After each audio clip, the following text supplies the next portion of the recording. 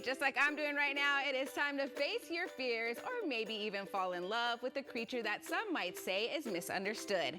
Snakes have slithered their way into mythology, religion, and pop culture for thousands of years. Their reputation is often less than perfect, normally cast as a villain more often than not, but today is World Snake Day and we are celebrating the slithering creature and learning more about them. So joining us today is Declan McKinney, owner of Reptile Junction. Thank you so much for joining us. Thank you for having me. It's a pleasure to be here. Oh my gosh, and letting me hang out with your friend here. So who is this? This is a pied ball python. Okay. They are originally native to Africa. However, they are a designer breed that has been in captivity so long that we now breed different mutations into them to change their color, their pattern, even their personality. So the one you're handling is pied, so it has been bred specifically to have these white and blotchy patterns. Okay, well, it matches my outfit, so it's perfect for today. And then you brought some other friends with you. We did. Over here is Brick, the blue tegu.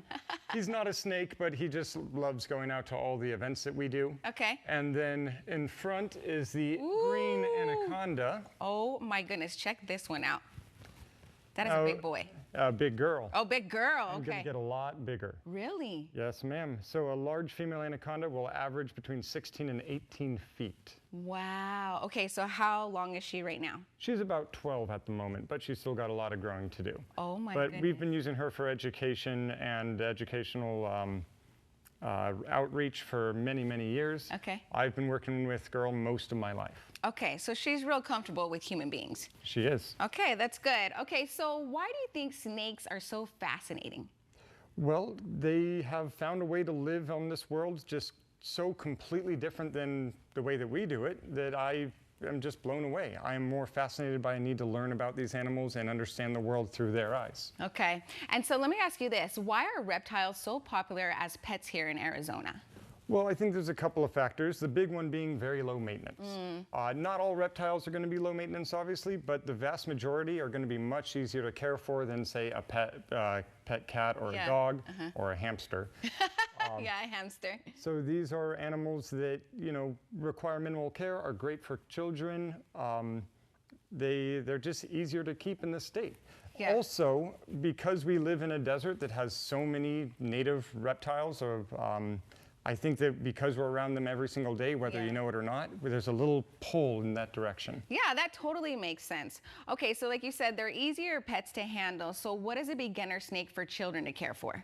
Well, one that I always recommend, especially for children, are going to be Kenyan sand boas, as they're incredibly durable, do not have a lot of the humidity requirements that other reptiles may have, and they stay small, with males averaging around 1 to 1.5 feet and males averaging around 2. Okay, so that's not bad. You're right, a little smaller. Very, very easy. But if you want something a little bit bigger, ball pythons like the one you are handling, is one of the most common pet snakes in the U.S. Okay. I think in the world, for that matter. As well as corn snakes, red-tailed boas, king snakes. These are all very easy, pretty low maintenance animals. Okay, so good to know there in case you're looking for a new pet, right? Okay, so what makes Reptile Junction different from other shops?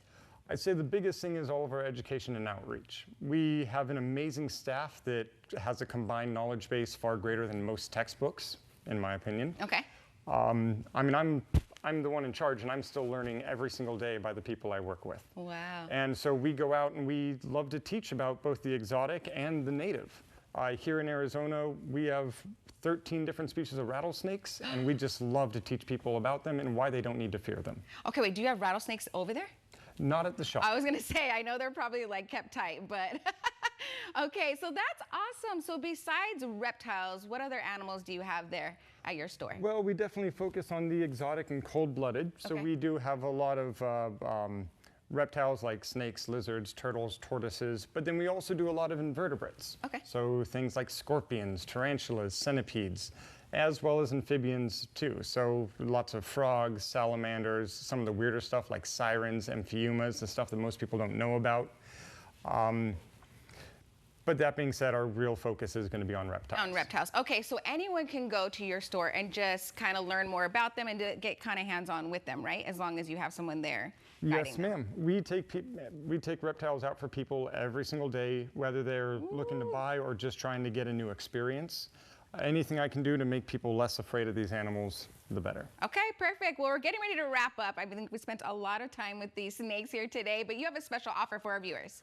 I do. So for World Snake Day, we are doing 15% off all snakes and snake accessories. Perfect. Well, thank you so much for joining us and bringing these slithery friends with you. You know, I was really nervous at the beginning, but now I feel more comfortable holding this one. Very good. So thank you so much. What a great day and a great way to celebrate Snake Day. Well, if you want to learn more, go ahead and visit that website there at the bottom of the screen or call that number and take advantage of that special.